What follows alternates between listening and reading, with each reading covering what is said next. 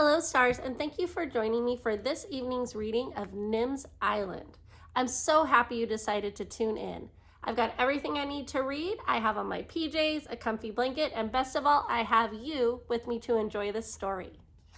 So let's get started. Tonight we are reading chapters 2 and 3, pages 15 through 29. Chapter 2. All that first day alone, Nim did the things that she did when Jack was home. Sometimes she even forgot that he wasn't just somewhere else on the island, measuring the bubbles at the hissing stones or counting eggs in the Kittiwakes' nest. But when she went to bed, the wind began to blow.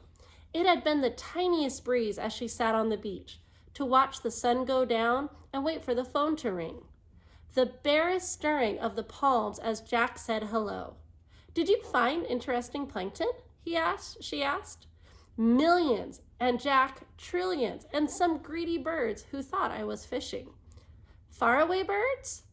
"Home birds. The big one you call Galileo swooped me in case my microscope was a fish. I told him, go home and bother you." Nim laughed. "He did. I only caught one fish all afternoon, and he snitched it right out of my hand. So I gave up and read on Selkie's Rock." "Good book?" "Mountain Madness. You said it was your very favorite, remember?" "So I did," said Jack. "Because it's exciting?" "I liked the people in it," said Jack. "I felt as if the hero could be my friend." "It'd be funny having a friend that could talk." "Honk, wuffle, grunt," said Jack in his best sea lion voice. "Selkie can talk. She's not very good at telling stories." Nim patted Selkie in case that hurt her feelings. "Don't forget to check the email," Jack went on. "Say I'll answer in a few days. Unless it's the Tropotaurus, I'd rather meet 6 hungry sharks than that pink and purple boat. I'd rather meet a cyclone at the sea. I'd rather jump in the fire from Fire Mountain or talk to Nim when she hasn't had enough sleep," said Jack. "Don't stay up too late reading." So Nim blew iguana kisses into the phone and went back to the hut, and the breeze flicked her hair and it was cool against her cheek. It was already dark in the hut, and when she checked the email, even though she didn't know anymore in the wide, wide world who might send her a letter, it made her lonely to see no messages in the email box on the screen. "Good night, Selkie," Nim called. "Good night, Fred." Fred was already asleep in his little rock cave beside the hut, and there was a quiet honk from Selkie's Rock. Nim lay down on her mat with her flashlight and her book. The waves rumbled onto the reef and mumbled across the sand. The breeze whistled through the cracks in the walls, and there was no comforting noise of Jack humming to himself or turning pages. Nim felt excited and brave and a tiny bit afraid, but the second chapter of Mountain Madness was even more exciting than the first. And she thought about the hero till she went to sleep. The wind grew stronger. It howled at the door and screamed through the windows. It laughed at Nim because Jack wasn't there. And she didn't know if it was just teasing her or if it was going to grow to a tree-throwing, hut-smashing storm. She switched on the flashlight and she crept outside. The clouds were scudding across the moon. The stars had disappeared, and there was a lashing of rain. Nim stumbled and nearly dropped her flashlight, but she could see Selkie's shape, darker than the night, and heard her bark, deeper than the wind. Selkie nuzzled Nim's shoulder and curled tight around her. The wind passed the tail of a storm, roaring out to the sea, and Nim was snug in her sea lion shelter, breathing the warm smell of fur. Next morning, coconuts were scattered over the beach, and the hut had a dent in the roof. But the solar panel was safe, and the satellite dish, sitting above the hut like a fat white coconut, was still waiting for messages to bounce across the world and into Jack's email. Inside the hut was gritty with sand. Mountain Madness had blown open, and a piece of newspaper Jack had used as a bookmark was stuck against a wall. Nim tucked it back inside the cover and started cleaning the hut. She shook the sleeping mat outside the door, swept out the sand, and used a scrap of an old t-shirt to dust the laptop and Jack's science stuff. Her polished driftwood, a threaded wreath of shells, and a picture of her mother. Her mother had bright, clever eyes and a wide, funny smile. She looked happy. excited because it was the morning she went diving to investigate the contents of the blue whale's stomach. Nim put the photo back on the shelf. She put her empty water bottles into the wagon and whistled for Fred. Fred liked going wherever Nim went, especially places where Selkie couldn't follow.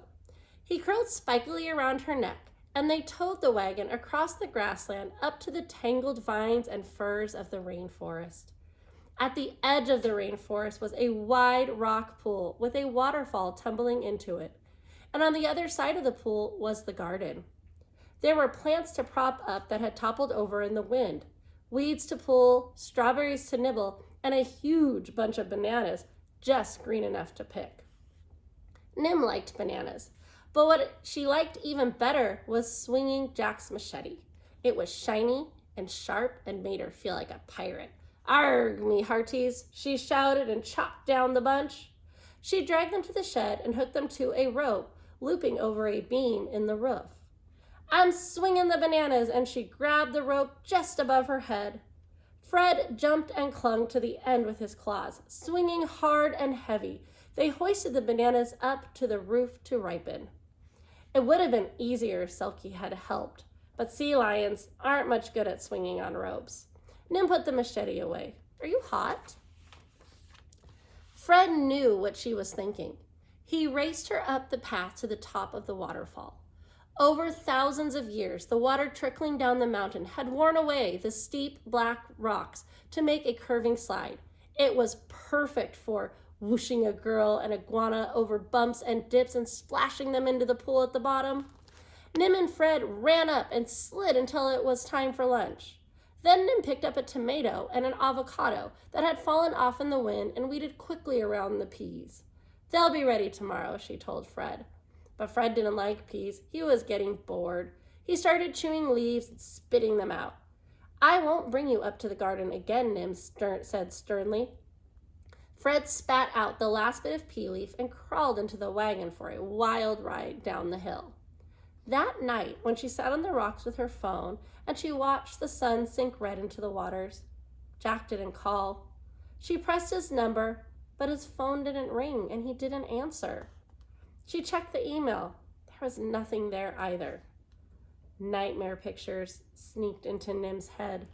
Upside-down boats, sinking boats, boats sailing off into the distance with fallen-off people swimming behind. She pushed the scenes away angrily. Jack was busy. He was concentrating on his plankton, and didn't know what time it was. Like when he was doing science things at home and forgot to eat. She picked up her book, and soon she wasn't Nim anymore. She was a strong, brave hero scrambling up the cliff. She was swinging across the chasm, reaching for the other side, and rubbing her aching eyes, looking up to see that the hut was dark and her flashlight beam was falling into the night. But she stayed being a hero till she went to sleep, because tonight she liked it better than being Nim. Chapter 3. When the sun rose pink over Fire Mountain, Nim phoned Jack again, but there was still no answer. No ring, nothing at all. Nim checked the phone, the satellite dish, the connections between the solar power and the phone's battery charger. But everything looked the way it should. She checked her email, even though she knew he didn't have a computer on his boat. To Jack Russo at Explorer.net. From aka Incognito.net. Date, Tuesday the 30th, March 2221. Dear Jack Russo, your article, The Life Cycle of the Coconut Palm, was as fascinating as a feature film and as fact-filled as a documentary, but I still have a couple of questions. How long do coconuts float? Do they float well enough to make a raft? How could I build one? Thank you, Alex Rover. A letter, said Nim. She knew it wasn't hers, and she knew that Alex Rover was just asking Jack a science question, but it was still a letter. And if someone somewhere in the world knew she was alone and was saying hello. To aka at Incognito.net. From Jack Russo at Explorer.net. Date, Wednesday 31st, March 6:45. Dear Alex Rover, Jack is busy doing science. I hope he will answer your questions tomorrow or maybe the day after, from Nim. She had heaps to do, and that was good because she didn't want time to worry about Jack. She made banana and coconut mush and snuggled warmly with Selkie to eat it for breakfast.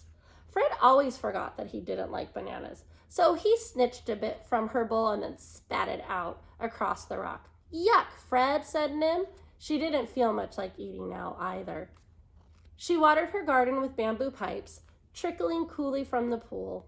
She towed wagon loads of seaweed to spread them around the plants. She picked 10 ripe strawberries and a handful of peas. Jack loved strawberries. She made a new broom with a fallen down palm branch and swept the hut again. She filled in Jack's charts with a big no across the space for rain and the numbers for barometric pressure and sea temperature, and east for where the wind was coming from. She wished it would turn around and blow Jack home, and she climbed the tall palm tree just in case she could see the white sails. And when she couldn't, her stomach tied itself into a hard, tight knot, and she went on being busy. She mixed up dough to make some bread. It grew swollen and puffy, and she punched it hard in the middle, oofing the air out of the puffiness and the knot out of herself.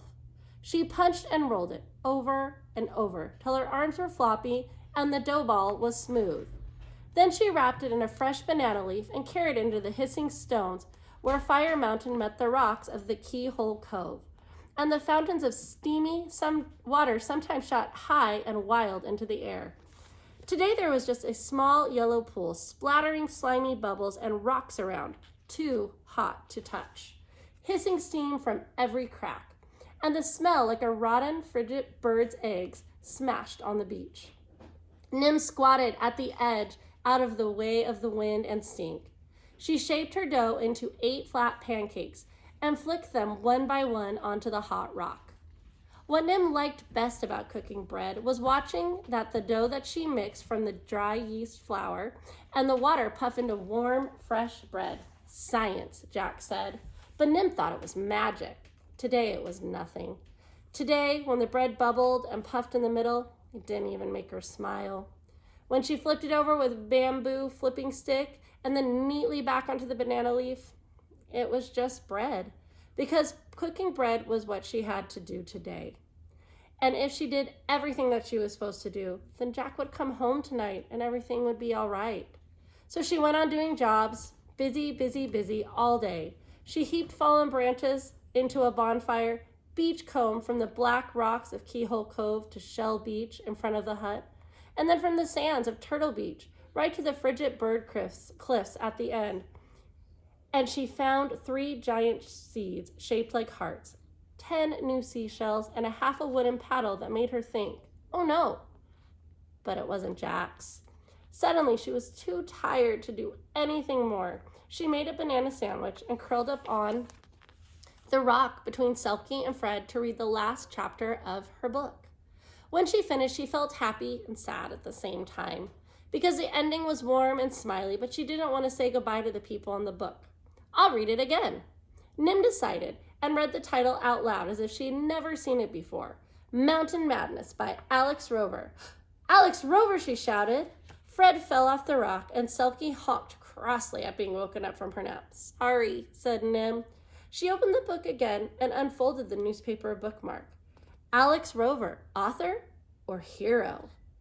The most famous writer in the world had written a new book, Mountain Madness, Papyrus Publishing. Cost $15.95.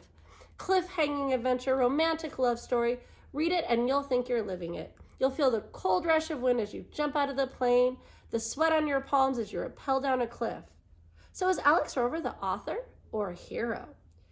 He couldn't describe these adventures if he hadn't lived them, but Alex Rover is not a typical macho action man. Anyone lucky enough to meet him will find a very special human being, a mountain climber who finds poetry on the peak, an explorer who sings the glories of the stars. Unfortunately, meeting him is not easy to do.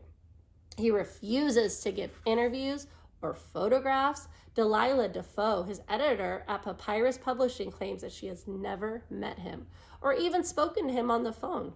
We correspond by email, she says. We correspond by email, Nim repeated.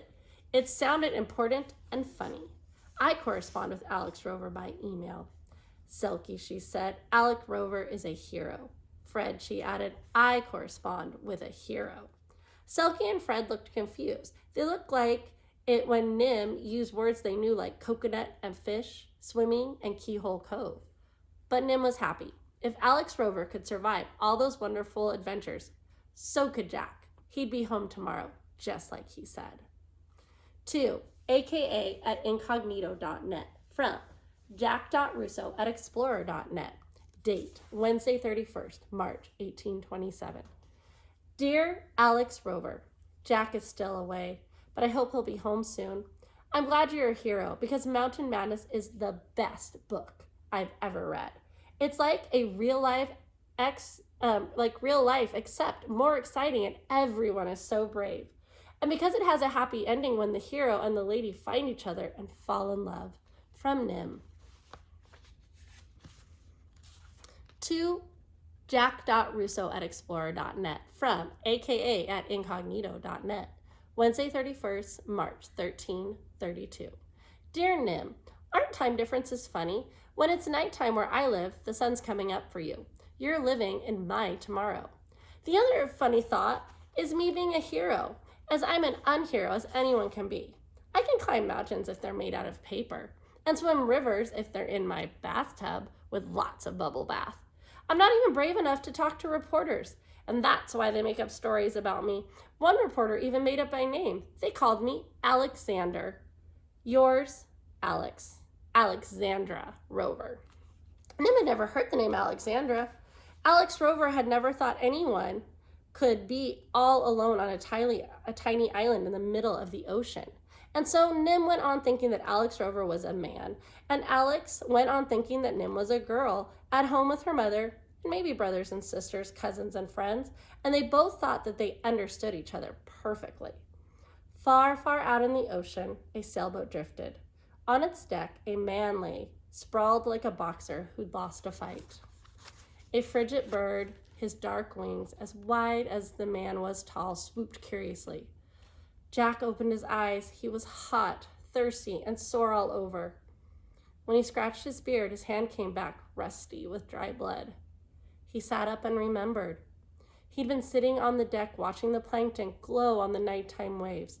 Suddenly, a storm had come roaring, and he pulled down the sails, but the wind didn't care.